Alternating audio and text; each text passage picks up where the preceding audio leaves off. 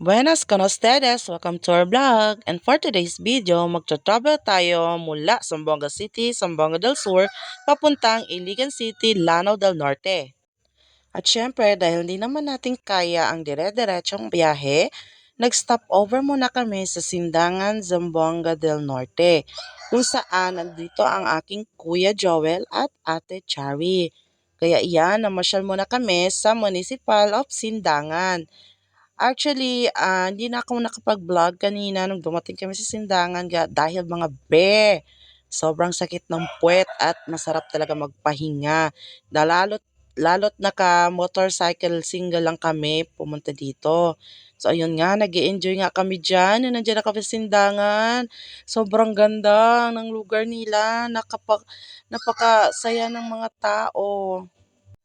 Sakto nga, merong live band. Ayan nga si kuya, sumasayaw-sayaw pa. Ayan. Naku, parang ayaw ko pa nga umuwi dito pero sabi ni kuya, umuwi na daw kami kasi kinabukasan, early kami aalis. Ang biyahe namin papuntang Iligan City. Sa Zamboanga to Sindangan, it takes 5 a.m. kami umalis, nakarating kami ng 12 p.m. Ayun, sumakit talaga ang aking puwet. At yun, meron silang pa-live, ang Pride ng Sindangan. Ang cute nga, no? Ang ganda ng ano nila dito. Ganda na ng kanilang lugar. Pero sabi ni Kuya, umuwi na raw kami kasi nga bukas ay magbabiyahe pa kami ng mga nasa 5 hours pa. Papuntang Iligan City.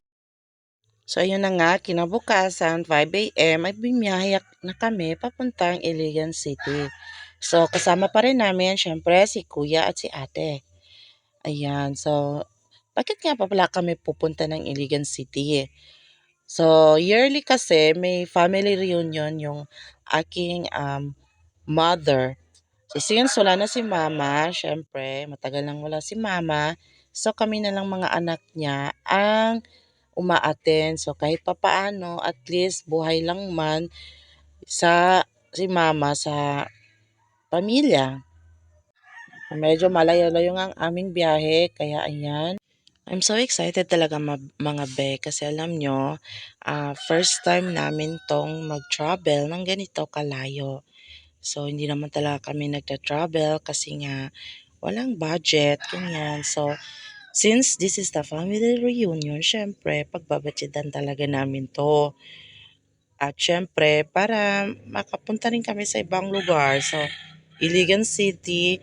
Dati ang Iligan City, basta naririnig namin ng Iligan City, ang Maria Cristina Falls talaga yung aking naaalala. So, syempre, yun talaga yung una kong bibisitahin pagdating namin sa Iligan City. So, ayan, umaga na nga masyado niyan. At syempre, nasa daan pa kami. Ang sakit-sakit na nga ng puwet ko dyan. That time na yan, ang mga be. Kasama ko nga pala, syempre yung aking daddy. Siya yung nagda-drive and then yung aking anak. Andyan din. Yan. So, dito nakalahati na kami. So, ito nasa 5 hours. Mga 2 and 30 minutes hours na lang. 2 hours and 30 minutes pala. Sorry. Yan. So, medyo nakakatakot kasi hindi namin kabisado yung daan. Kasi nga 'di ba first time namin at saka hindi namin alam kung ano yung makakasalubong namin dito. But still, laban, laban lang. Ay nako. So syempre, nagutom kami kaya ayan, kumain na muna kami ng tinapay. Pagkatapos balik daw naman. So yan, hindi na ako nakapag-vlog kanina nung dumating kami. Pero nung dumating kami kanina ay nagmamasyal kami kaagad. So, pumunta kami sa Maria Cristina Falls. Pero sad to say, hindi kami pinayagan makapasok kasi nagkaroon daw ng landslide. Kaya hindi pwedeng pumasok ang mga turista. So, dito na lang tayo sa labas-labas muna mag-picture-picture. Sayang nga kasi ito pa naman ang pinunta ko dito. Kaso hindi makapasok. Kaya, ayan, tamang post. So, namasyal talaga kami, ikot-ikot kami, kumain ng mangga. Ayan. Umulan pa, naabutan kami ng ulan, kaya pero go lang para makapasyal lang talaga kami dito. Ayan ang mga tao. The first time kong na-meet. Ang cute, 'di ba? Char. So, naghahanap din pala kami ng banig diyan para may mahigaan kami mamaya ng gabi. Ayan, so hindi namin pinalampas syempre. Pagdating pa, mamasyal ka talaga. Sulitin ang araw kasi we have only 3 days here. Ayan. So, diba? Mm, nawala pa kami dyan. So, gumamit pa kami ng Google Map dyan. Ayan yung cathedral nila, oh. Oh, di ba? Yung cathedral ng Iligan City. Ayan, sa mga palengke. Ganda. So, sa dami naming pinuntahan, syempre nahulog kami sa Unitop ng Iligan City. Ayun nga. Unitop ng Iligan City. Kasi yun naman kilala namin. Meron din naman sa Zamboanga City niyan, di ba? Unitop. Kaya pinasok na namin. Nag-park lang kami at yun, namasyal kami sa loob. Malaki din yung Unitop nila dito kumpara sa Zamboanga City. Ayan. So, hintay tayo para makapag-park na tayo. Kasama ko pala dyan si Ate Chari. Sabi ko ate, magmamasyal tayo. Isulitin natin yung araw na nandito tayo sa Iligan City kasi ngayon lang to, first time. Char. Diba? Kayo ba mga be, anong ginagawa nyo pag first time kayo sa isang lugar? Siyempre, di ba, namamasyal. Ayun nga. At nandito tayo sa loob ng Unitop, Iligan City. Ayan. So, may mga grocery, may appliances din sila dito. Mumuta-muta kasi Inday. Pasensyahan nyo na ang muka ko, ha? Ayan. Muta-muta. Mamasyal-masyal tayo dito. Pasensyahan nyo na yung aso namin na maingay talaga yung aso namin.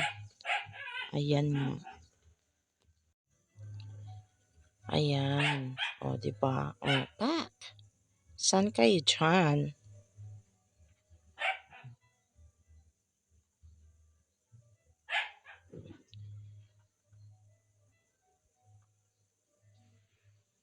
Hindi na pala sumama si daddy kasi naiwan siya sa mga bata. Nagbantay siya sa mga bata. So, kami na lang ni Ate Chari ang pumunta dito kasi nga naghahanap kami ng banig. So, sabi na sa second floor daw kaya pupunta kami ng second floor. Doon kami mamimili. Ayan nga. Hi, Ate Chari. May say hi. Yun. Mga hi! Tuwang-tuwa nga sila, sir. Oh. Hi! First time kami dito sa Iligan. So, ayan. Tamang lang, tamang pasyal-pasyal lang. Wala naman talaga kaming pera. Masyal ka ba walang pera? Yan. Tamang-tama lang. Sakto lang.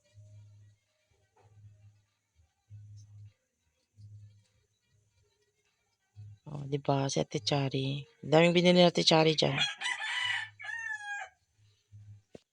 Ah, di ba? So, after namin dito, umuwi na kami. At kinabukasan na naman, another vlog, another day in Iligan City. So, thank you guys for watching to my vlog. I hope you like it. I'm sorry for the face. And then, bye-bye, mama, chup chup, gracias. See you all.